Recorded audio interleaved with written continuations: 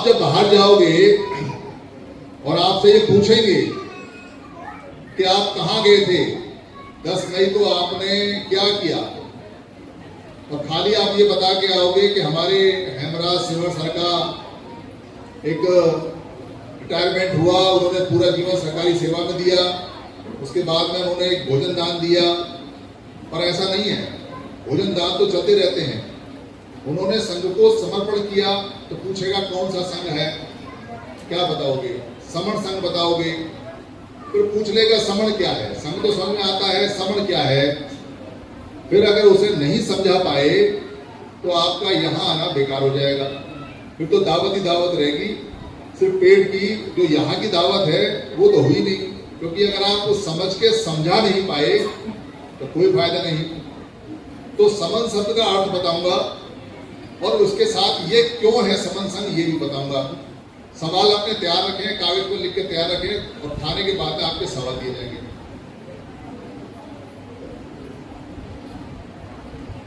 यहाँ कोई ब्राह्मण तो नहीं है, ब्राह्मण तो नहीं है। अगर कोई ब्राह्मण हो, ब्राह्मण हो तो हाथ उठाए। हम उसे भगा नहीं रहे, पर हाथ उठाए। देखो यहाँ एक भी हाथ नहीं उठा। तो कोई आपसे पूछे कि समण क्या है, तो सीधा सवाल एक लाइन का है कि जो ब्राह्मण नहीं है वो, जो ब्राह्मण नहीं है वो समण है, और हम सारे समण। आवाज तो आने रही, कैसे समण हो? नए नए समण हो तो जोर से आवाज आनी चाहिए, पुराने समण हो तो कोई बात नहीं।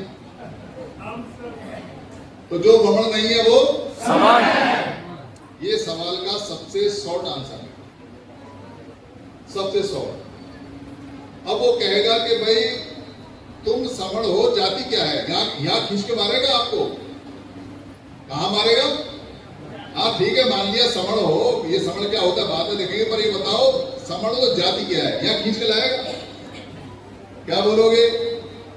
मुंह देखोगे एक दूसरे का, किसी की आंखें नीची हो जाएंगी, किसी के शरीर का टेम्परेचर बढ़ना शुरू हो जाएगा, किसी को लगेगा यहाँ तक खिसको यार ये तो जाति पाति की बात कर रहा है, क्या जाति बताएं इसको? तो खुल के बताना है, खुल के खेलना है, डरना नहीं है। अब कहना है समण में जाति, समण में जाति, समण में जाति। तो फिर क्या कहेगा? अरे ऐसा कैसे हो सकता है? भारत में हर आदमी की जाति होती है, यहाँ लाएगा खींच के। भारत में तो हर आदमी जाति होती है यार, तुम बिना जाति के आदमी, बिना जाति के महिला, ऐसा लेके आएगा ना? फिर दाएं बाएं देखोगे, क्योंकि जातियां तो जेब में लेके घूम रहे हो और सर्टिफिकेट पे लिखी हुई है, तो मने कैसे करोगे? तो सर्टिफिकेट कह देगा तुम्हारी सर्टिफिकेट में क्या है, तो बात खराब हो जाएगी। पर बात खराब नहीं होती, चिंता की बात नहीं है, उसको पलटवार करना है। कहना तू कौन, तू कौन है? क्या कहेगा? ब्राह्मण हूं, ब्राह्मण हूं, ऐसा कहेगा ना? हाँ बोलो ना बोलो? हाँ ऐसा कहेगा। जोर से बोलो हाँ, हाँ बोलेगा नहीं बोलेगा? तो सीधा एक बार और करना है, तेरी जाति क्या है? क्या पूछोगे? ब्राह्मण तो ठीक है, ब्राह्मण तो ठीक है, पर तेरी जाति क्या है ये बता दे। और एक 500 का नोट निकाला ना जेब में से बाहर, जरा 500 नोट दिखा दूं, करा रहा है मेरे पास, ऐसे ही, और निकाल के ऐसे करना यूं करके, और फिर दोबारा पूछना तेरी जाति क्या है? तो 500 का नोट देखेगा, रात को देखेगा, बोले ब्राह्मण है ना? ब्राह्मण नहीं है, जाति बता और 500 का नोट ले, जाति बता और 500 का। देखो कितनी बड़ी बात है, 500 का जुआ खेलेंगे हम, और मेरी गारंटी है आपका 500 का नोट आपकी जेब में जाएगा वापस। क्यों? क्योंकि संसद में एक ब्राह्मण से, अभी लेटेस्ट है, मैं हम नाम नहीं लेते क्योंकि हमारा कोई लेन देना होता नहीं राजनीति से, पर एक ब्राह्मण से जो बड़ा प्रमुख वहां काम करता है, उससे एक दूसरे ब्राह्मण ने पूछ लिया, वो जाति की जनगणना की बात चल रही थी कि तेरी जाति क्या है, और आप यकीन मानना हमें तो पता था कि जवाब नहीं आने वाला। अरे कुछ हो तो बताए ना, ब्राह्मण का जात नहीं होता, ब्राह्मण का जात तो समण का जात होता है। समण का जात, जो समण है उसका जात होगा, उसका जाति होगा। तो ठोक के क्या कहना है? समण का जाति होता है और ब्राह्मण का जाति नहीं होता है। तो अब उसको समझाना है कि जाति है क्या, क्योंकि उसकी तो है नहीं और हमारी है, तो समझाना है। तो समझाने से पहले खुद को समझना है। अगर ये खेल समझ गए तो पगड़ियां ऊंची और सर ऊंचा, और फिर नहीं डरना किसी। तो पूछेगा तुम्हारा जाति कौन सी है, तो उसको जाति का अर्थ बताना है। कहां खींच के लाना है? बुद्ध काल से पहले। और कोई किताब पढ़ने की जरूरत नहीं है, आपको ज्ञानी होने की जरूरत नहीं है, आपको पीएचडी करने की जरूरत नहीं है। सिंपल सा है कि नवजात बच्चा होता है, होता नहीं होता है नवजात, तो हम क्या कहते हैं? नव चमार, नव कुम्हार, नव कोली, नव रविदासिया, नव मझेर सिक्क, नव तेली, नव तोली, नव महार, नव मंडल, नव चंडाल, ऐसा बोलते हैं क्या? क्या कहते हैं माता जी जब बच्चा पैदा होता है? तो बताओ, नवजात बच्चा पैदा हुआ है। और जच्चा बोलते हैं, जच्चा और बच्चा। जच्चा जो जनती है, जनता है, और बच्चा जो उससे जना है। और नवजात मतलब नया पैदा हुआ। जात का मतलब क्या हो गया? पैदा हुआ। मतलब जात का मतलब ये नहीं है चमार, कुम्हार, तेली, महार, वाल्मीकि, खटी, लोधी, पासी, ये नहीं है। जात का मतलब क्या है? जाति का मतलब पैदा। अब अगर हमारा कोई बुजुर्ग लकड़ी से और गाड़ी बना रहा है या लकड़ी काट के ला रहा है, तो क्या पैदा कर रहा है? लकड़ी पैदा कर रहा है, नहीं कर रहा है? लकड़ी से औजार बना रहा, नहीं बना रहा है? तो क्या बोलते हैं? लकड़ी काट के लाता है लकड़हारा। क्या उत्पन्न कर रहा है? क्या पैदा कर रहा है? लकड़ी। कोई हमारा अगर बच्चा, अगर कोई हमारा बुजुर्ग अगर कोई बर्तन बना रहा है, बर्तन पैदा कर रहा है, बर्तन निकाल रहा है, तो क्या बोलते हैं उसको? कुंभकार। कुंभ बना रहा है, मटके बना रहा है, कुम्हार बोलते हैं। इसका मतलब पैदा कर रहा है। कोई हमारा आदमी अगर राजा का कोई कर्मी है तो क्या बोलते हैं? राजकर्मी, क्योंकि राज के कर्म को उत्पन्न कर रहा है। क्या बोलते हैं? कोई लोहा पीट रहा है तो क्या बोलते हैं? कोई सोना पीट रहा है तो क्या बोलते हैं? और कोई राजा का काम करते हैं तो क्या बोलते हैं? राज्य का काम कर रहा तो क्या बोलते हैं? राजकर्मी या राजा। और कोई उपदेश देने का काम कर रहा है तो क्या बोलते हैं? उपदेशक। और कोई सवालों के जवाबों को बुझा रहा है तो उसे क्या बोलते हैं? बुद्धक। और बुद्धक को बोलते हैं बुद्ध, और बुद्ध को बोलते हैं बुद्ध। यानी सवालों के जवाब बुझाने वाला बुद्ध और बुद्धक। तो हमारा बुद्ध से लेके और नीचे सेना का काम करने वाला सेनापति, सैनिक, सब काम करने वाले लोग हैं। और जो काम नहीं करना है उसका क्या नाम रखोगे? बताओ। जो काम नहीं करता है उसका क्या नाम रखोगे? निकम्मा। निकम्मा रखोगे ना? क्या कहोगे? निकम्मा। और कोई अगर आपके दरवाजे पे आके रोटी की याचना करे तो क्या बोलोगे? याचक। और आजकल कहते हैं मंगता, मांगने वाला। और कोई काम नहीं करता, रोटी खानी है उसको, तो आपके दरवाजे पे आके क्या कहेगा? याचना करेगा, नहीं करेगा? मांगेगा, नहीं मांगेगा रोटी? तो भाई देखो, पुरानी कहानियां जितनी भी हैं जो आपने पढ़ी सुनी है, उसमें क्या है? एक गरीब याचक, ऐसा है ना? सुनिए कहानी सबने। एक गरीब, आगे पूरा तो करो सेंटेंस। एक गरीब याचक ब्राह्मण क्या कहता है? याचना। तो जरा सेंटेंस दोबारा से बोलना एक साथ। एक, जोर से बोलो सारे। एक गरीब याचक ब्राह्मण याचना करता है। अब बताओ किसके दरवाजे पे करता है? अब बताओ, इसमें किताब पढ़ने की जरूरत है? बताइए, मैं झूठ बोल रहा हूँ कि सारी किताब में यही पढ़ाया हमें? तो कहीं ये आपने पढ़ा हो कि एक गरीब याचक समण, अगर एक सेंटेंस दिखा दो। ये मूंछ मैंने कटवाई नहीं है, पर मूंछ कटवा दूंगा। देख लो, ये मरने के साथ जाएंगी मूंछ, पर मैं कटवा दूंगा अगर एक किताब में दिखा दो पुरानी में कि एक गरीब याचक समण है कहीं। क्योंकि हम काम करने वाले देश के लोग हैं, देश के यहाँ के जमींदार हैं, सेनापति हैं, राजा हैं, उपदेशक हैं, बुद्ध हैं। तो काम करने वाले की जात है या नहीं? जात माने क्या होता है? जो उत्पन्न करता है। तो जो उत्पन्न करता है उसकी कोई ना कोई जात होगी नहीं होगी, और जिसकी जात नहीं है इसका मतलब मांग के खाने वाला है, तो जात से घबराना नहीं है।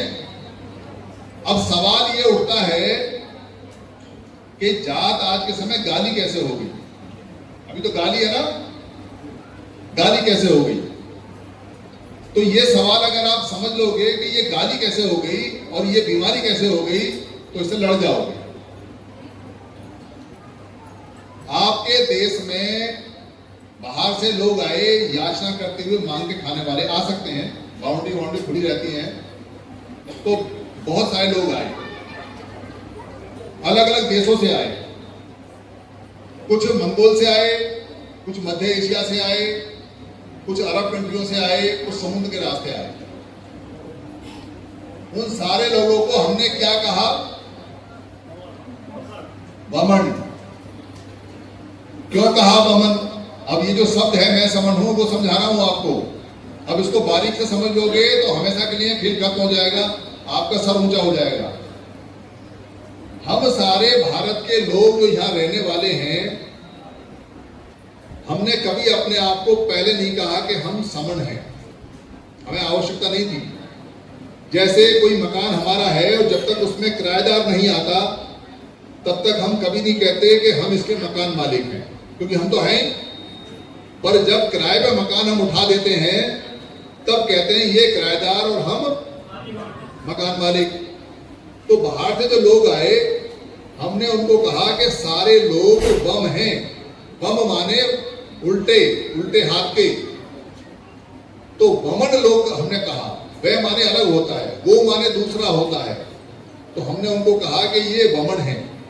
बाहर के सभी लोगों को हमने बमन कहा, सभी लोगों को, चाहे वो केरल में आए हों, चाहे वो गुजरात में आए हों, चाहे वो राजस्थान में आए हों, चाहे वो हिमाचल प्रदेश में आए हों, चाहे वो इधर सिक्किम में आए हों, चाहे वो उड़ीसा के अंदर आए हों, चाहे वो बंगाल के अंदर आए हों, चाहे वो इधर बीच के समय मध्य भारत के अंदर आए हों। तो हमने सबको बमन कहा। क्यों? हमसे विपरीत हैं। बम माने उल्टी होता है, कहते हैं बम आ रही है, बम आ रही, बम माने उल्टी होता है। तब हमने अपने आप को कहा कि हम सम लोग हैं, समता में रहने वाले, और ये हमारी तरह के उल्टे लोग हैं, यानी हमसे उल्टे लोग हैं, बम लोग हैं। तो देखो, हमने सबको बमन कहा और उन्होंने वमन का शब्द अपनी भाषा में बदल के ब्राह्मण कर दिया, जो हमारी पाली भाषा में है नहीं। तो वो जो शब्द हमने जो उनको दिया, उन्होंने बदल के ब्राह्मण किया। तो कितने ताज्जुब की बात है कि अरब वाला जो अरबी पढ़ता है, अरबी जानता है, अरबी बोलता है, वो भी अपने आप को ब्राह्मण कहता है। और मंगोल वाला जो मंगोली भाषा पढ़ता है, वो भी अपने आप को ब्राह्मण कहता है। और मध्य एशिया का जो बंदा भारत में आया है, वो भी अपने आप को ब्राह्मण कहता है। और एक दूसरे को जानते नहीं, पर सबका नाम क्या है? बमण ब्राह्मण। क्यों? क्योंकि हमने नाम दिया। किसने दिया? जोर से बोलो, किसने दिया? ये अगर कोई पूछे और आपसे अड़ जाए कि यार तुमने नाम कैसे दिया ब्राह्मण, तो बड़ी बात है ना, नाम हम दे रहे हैं, बड़ी बात है नहीं है? तो कैसे सिद्ध करोगे?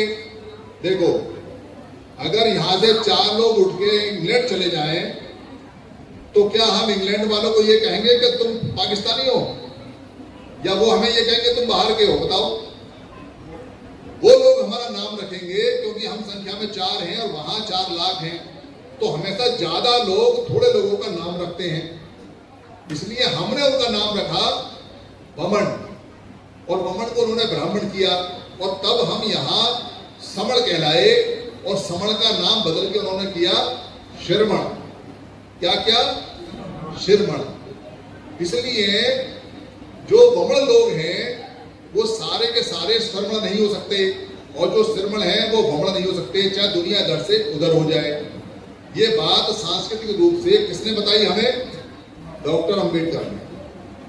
डॉक्टर अंबेडकर ने बताया 2 तरह के लोग हैं भारत के अंदर। एक शिरमण सभ्यता के लोग हैं जिनको समण सभ्यता बोलते हैं, और एक वो लोग हैं जो बाहर से आए हैं जिनको हमने वमन सभ्यता या वमन कल्चर या वमन वर्ग या हमने ब्राह्मण वर्ग उनको बोला। वो सभ्यता नहीं होती है, वर्ग होता है। इस बात को अच्छी तरह से ध्यान रख लें। तो भारत के अंदर आज के समय 3 तरह से लोग इकट्ठे किए जाते हैं। 3 तरह से इकट्ठे किए जाते हैं। वैसे तो तरीके 8 हैं, पर 3 बड़े बड़े हैं। उनको अच्छी तरह रख लो, याद कर लो, आपको समझ में आ जाएगा कि लोग 3 तरह से भारत में इकट्ठे हो रहे हैं और क्यों इकट्ठे किए जाते हैं। उसका उद्देश्य मैं आपको बताऊंगा। पहला तरीका है इकट्ठा करने का मजहब और मत के आधार पर, रिलीजन और धर्म के आधार पे इकट्ठा करना।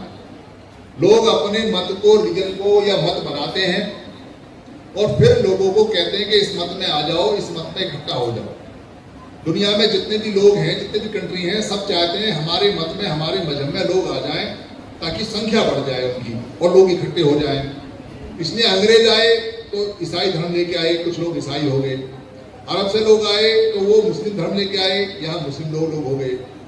यहाँ यहूदी लोग आए, वो ज्यादा नहीं बढ़ा पाए। और जो कुछ शब्द यहाँ चल रहे हैं बाहर के बमलों के, वो ब्राह्मण धर्म के नाम से उसका नाम बदला हुआ है। वो लोग चाहते हैं हमारे मजहब में, हमारे धर्म में आ जाएं। जो अलग अलग डेरे खुले हुए हैं, अलग अलग मतों के गुरु हैं, संत हैं, उनके लोग चाहते हैं कि उनके मत में संत में आ जाएं। जो सिखिज्म वाले लोग हैं वो चाहते हैं कि सिख बन जाएं। जो बुद्ध वाले लोग हैं वो चाहते हैं बुद्ध बन जाएं। जो जैन वाले लोग हैं वो चाहते हैं जैन बन जाएं। और लगभग 4200 मत हैं। ये सारे लोग अपने मतों के आधार पे लोगों को इकट्ठा करने की ताकत लगाते हैं पूरी। पर इससे हमारा नुकसान हो रहा है। हमारा नुकसान क्यों हो रहा है? क्योंकि मत बनते रहते हैं, बिगड़ते रहते हैं, बनते रहते हैं, बिगड़ते रहते हैं। धर्म आते रहते हैं, जाते रहते हैं। कैसे? जैसे जो व्यक्ति आज सिख मजहब में है, सिख रिलीजन में है, वो व्यक्ति 500 साल पहले सिखिज्म नहीं था, क्योंकि सिखिज्म भारत में 5 साल से आई है। जो व्यक्ति आज अम्बेडकरवादी है, वो 700 साल पहले अम्बेडकरवादी नहीं था, क्योंकि डॉक्टर अम्बेडकर नहीं थे। जो व्यक्ति आज काशीरामवादी है, काशीराम साहब के अभी 2009 में एक्सपायर हुए हैं, तब नहीं थे, 2006 में। जो व्यक्ति कबीर साहब का या रविदास का या जो गुरु जी हैं, अपने गुरु घाईदास जी हैं उनका, या जो भी जितने मत हैं, जो उनके अनुयायी हैं, वो लगभग 400-500 साल पहले उनके अनुयायी नहीं थे, क्योंकि वो गुरु थे ही नहीं, पैदा ही नहीं हुए। और जो व्यक्ति आज मुसलमान हैं, वो 1400 साल पहले मुसलमान नहीं था पूरी दुनिया में, क्योंकि मुसलमान जो मोहम्मद हैं वो 14 साल पहले पैदा हुए हैं, तो उससे पहले का उनका मत होने का सवाल नहीं है। और जो लोग ईसाई हैं वो 2000 साल पहले ईसाई नहीं थे, क्योंकि जो ईसा मसीह है उनकी उम्र 2000 साल है, उससे पहले कोई ईसाई नहीं था। और जो यहूदी हैं वो इब्राहिम से पहले यहूदी नहीं थे, क्योंकि उस समय इब्राहिम पैदा नहीं हुए, वो थोड़े साल पहले की बात है। और जो लोग आज बुद्धिस्ट हैं वो 2600 साल पहले बुद्धिस्ट नहीं थे, क्योंकि उस समय बुद्ध नहीं थे। और जो लोग जैन हैं वो लोग जैनी नहीं थे, क्योंकि 2600 साल पहले महावीर जैन पैदा हुए, उससे पहले कोई जैन नहीं था। तो लोगों का मत और मजहब बदलता रहता है। जो लोग पहले बुद्धिस्ट थे वो बाद में और मजहब में चले गए, जो जैन थे वो और मजहब में चले गए, जो अब सिख हैं वो पहले किसी और मजहब में थे, कुछ नहीं थे। मजहब का आना, मजहब का जाना संवैधानिक रूप से आपकी इच्छा है, पर भारत में मजहब और मत के आधार पे लोगों को इकट्ठा किया जाता है। उनको भावनात्मक रूप में गुरु और चेले बना के इकट्ठा किया जाता है, चाहे वो निरंकारी है, चाहे वो आकारी है, चाहे वो नंदन सदगुरु है, चाहे वो राधा स्वामी है, चाहे वो किसी भी मत के हैं, वो लोगों को इकट्ठा करते हैं। इसमें हमारा नुकसान ये है कि हमारे जो लोग हैं, जो समण हैं, वो अलग अलग मतों में हैं, टूटे हुए, और वो एक दूसरे के मत के विरोध में खड़े हो जाते हैं, एक दूसरे के गुरु के विरोध में खड़े हो जाते हैं, एक दूसरे के धर्म के विरोध में खड़े हो जाते हैं, जाने में अनजाने में एक दूसरे के विरोधी हो जाते हैं, गुट बना लेते हैं। इससे हमारी संख्या इकट्ठी नहीं हो पाती। तो भारत में एक सिस्टम तो चलता है मजहब का, धर्म का, मत का, गुरु का, लोगों को इकट्ठा करने का, जिससे हमें फायदा नहीं है। दूसरा जो चलता है सिस्टम, वो चलता है राजनीति का। अलग अलग पार्टियां हैं, कई हजार पार्टियां हैं, लोग पार्टियों में आते जाते रहते हैं। कोई कांग्रेस में आता है तो पता चला अगले दिन बीजेपी में है, कोई बीजेपी में आता है तो पता चला अगले दिन बीएसपी में है, कोई बीएसपी में आता है तो पता चला कि आजाद समाज पार्टी में है, कोई आजाद समाज पार्टी में तो दिन पता चला वो समाजवादी पार्टी में है, कोई किसी पार्टी में, कोई किसी में, किसी ने अपनी पार्टी बना ली, किसी ने अपनी पार्टी बंद कर ली। ये आवागमन चलता रहता है। इससे लोग एक दूसरे के विरोधी हो जाते हैं, लोगों में एक दूसरे के विरोध में एक दूसरे से घृणा हो जाती है, नफरत हो जाती है, उससे हमारे लोग इकट्ठे नहीं हो पाते, क्योंकि उनके राजनीतिक उद्देश्य पूरे नहीं होते। जब वोट पड़ते हैं तो वो उनकी जो शत्रुता है वो ये राजनीतिक पार्टियां बढ़ा देती हैं, जिससे हमारे लोग एक दूसरे के दुश्मन होकर और अपने लक्ष्य तक नहीं पहुंच पाते, तो बड़ी समस्या इसके अंदर हो जाती है। तीसरा तरीका जो इकट्ठा करने का चल रहा है वो चल रहा है सामाजिक संगठनों का। सामाजिक संगठनों की संख्या 29 लाख है। महिलाओं के अलग हैं, पुरुषों के अलग हैं, कोई वामसेक है, कोई सत्तासीन दल है, कोई किसी धर्म का है, कोई किसी मत का है, कोई किसी लड़कों ने बना रखा है, कोई आर्थिक है, कोई सरकारी कर्मचारियों का है, कोई सेना का है, कोई सिपाही का है, कोई इस तरह के 29 लाख संगठन चलते हैं। ये 29 लाख संगठन इकट्ठा करने के लिए हैं, पर ये इकट्ठा नहीं कर पा रहे हैं, बल्कि हमारे लोग इन संगठनों में टूटे हुए लोग हैं और टूटे हुए रहते हैं, अलग अलग रहते हैं, एक दूसरे के खुद खड़े हो जाते हैं। ये 3 बड़े बड़े कारण हैं जिनसे लोग टूटे हुए हैं, और बाकी कारण है भाषा का, बाकी कारण है लोग जहाँ रहते हैं, किस क्षेत्र में रहते हैं, कोई बिहारी है, कोई बंगाली है, कोई हिमाचली है, कोई उत्तर प्रदेश का है, वहां में बटे हुए हैं, कोई भेद में आ जाते हैं, कोई नर और नारी का भेद है उसमें हो जाते हैं। तो ये समस्या इधर से आवाज आ रही है, इधर 7 हो जाए 5 मिनट खत्म करेंगे, उसके बाद खाना खाएंगे। मुझे पता है भूख लग रही है, सबको टेंशन होती है, मुझे भी लग रही है, पर ये बात जरूरी है।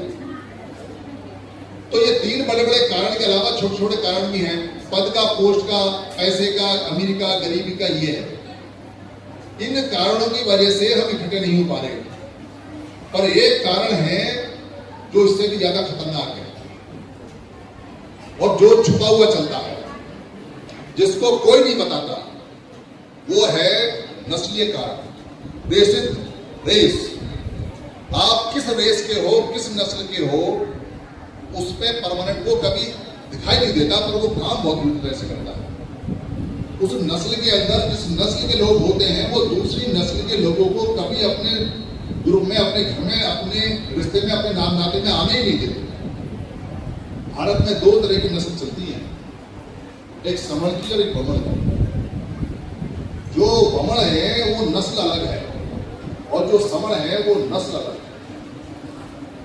आप कुछ भी कर लो, पर समण से बमण नहीं बन सकते पूरी जिंदगी में, और बमण कुछ भी कर ले वो अपनी रेस नहीं छोड़ेगा, वो कभी समण बन नहीं सकता।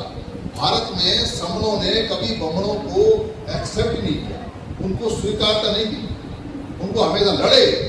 वो इस गरीबी में पहुंच गए, विखंडित हो गए, अलग अलग टुकड़ों में टूट गए, अलग अलग मजहबों में टूट गए, अलग अलग राजनीतिक पार्टियों में टूट गए, अलग अलग संगठनों में टूट गए, अलग अलग क्षेत्रों में टूट गए, अलग अलग भाषाओं में टूट गए, पर मान्यता नहीं थी बमणों को। आज तक इसका झगड़ा चलता है, ये बाबा साहब अम्बेडकर ने साफ साफ बताया हुआ है। पर समण संघ किसी झगड़े में नहीं पड़ता। समण संघ तो ये कहता है कि हर एक व्यक्ति को इकट्ठे होकर अपना वेलफेयर, अपना उद्धार करना है। क्यों इकट्ठे होना है? क्योंकि संविधान आ गया है। संविधान कहता है जिसकी जितनी संख्या भारी उसको उतनी दूंगा हिस्सेदार। ये कहता है संविधान। क्या कहता है संविधान? जिसकी जितनी संख्या भारी उसको उतनी दूंगा हिस्सेदार। और बाबा साहब ने बेशक हमारे लिए कुछ भी किया है, पर संविधान ईमानदारी से बनाया है। उसमें जो संख्या इकट्ठी कर लेगा, सारा पैसा देश का उसका, 60-70 लाख करोड़ रुपया उसका, सब प्रॉपर्टियां उसकी, सारी नौकरी उसकी, सारी सेना उसकी, सारी लड़की उसकी, उसके हिसाब से चलेगी। वो अपने लोगों को कुछ भी दे, चाहे वो लेटर एंट्री दे, चाहे वो सीधा अफसर बनाए, चाहे निकाले, कुछ भी करे, अगर उसके पास संख्या है तो उसी की चलेगी। ये संविधान में लिखा हुआ है और हम बाबा साहब के संविधान को 10 बार नमन करते हैं तो हमें बात माननी पड़ती है। तो वही संविधान कहता है कि भाई लाओ की संख्या, इकट्ठे होके आ जाओ, मैं सारे अधिकार तुमको दे दूंगा।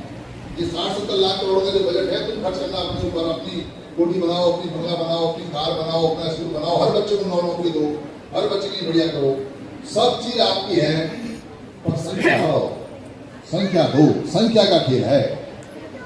तो संख्या अगर मजहब के हिसाब से, संख्या अगर धर्म के हिसाब से, संख्या अगर राजनीति के हिसाब से, संख्या अगर संगठन के हिसाब से, संख्या अगर भाषा के हिसाब से, संख्या अगर नस्ल के हिसाब से, संख्या अगर जेंडर के हिसाब से इकट्ठी करोगे तो फेल हुए अभी तो 74 साल में। इसलिए कुछ लोगों ने हमारे समन संघ को देखकर अपना संघ बनाया और आज वो लोग सुखी हैं, पूरी सत्ता उनके पास है, सब चीज उनके पास, संविधान उनकी बात मानता है और हमारे लोग खुद उनके साथ हैं। तो इसलिए हमको इकट्ठा होना है।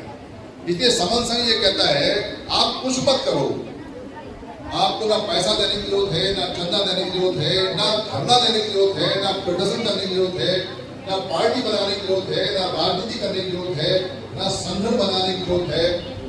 क्या कहना है बस आपने, मैं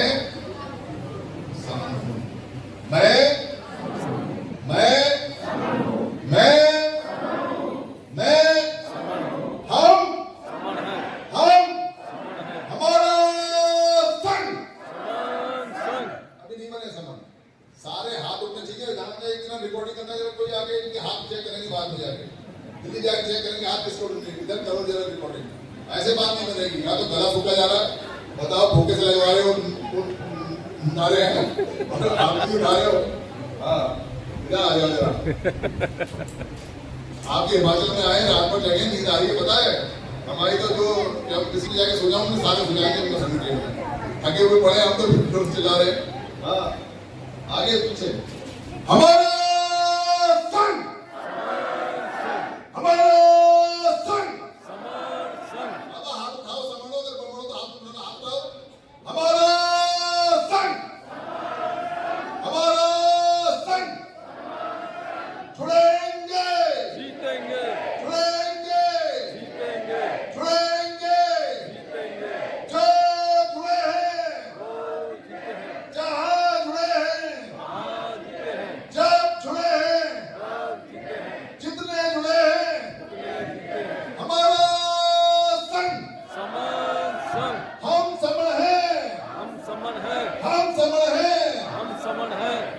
बस इतनी बात करनी है आपने, और इसको ना भाई तू समण है या बमण है, बस समण समण कहते जाओ और सारे अधिकार आप पे करते जाएंगे। हम जिंदे रहना रहे, आप जिंदे रहना रहो, पर ये गारंटी है कि अगर सारे समण हो गए तो संविधान वो करेगा जो आप चाहोगे। और ऐसा हुआ है 2 अप्रैल 2018 को, जब सारे लोग सड़क पे आ गए और चुप रहे, कुछ नहीं बोले, संविधान ने आपका एक अधिकार आपको वापस कर दिया। बस 4 घंटे इकट्ठे हुए तो एक अधिकार मिल गया, और परमानेंट इकट्ठे हो जाओगे तो अभी हम यहाँ फोटो खिंचवाएंगे पूरे सारे मिलके, और बारिश की आई, देखो आपने भी जोर से आवाज लगाई, बारिश आ गई। आ जाओ,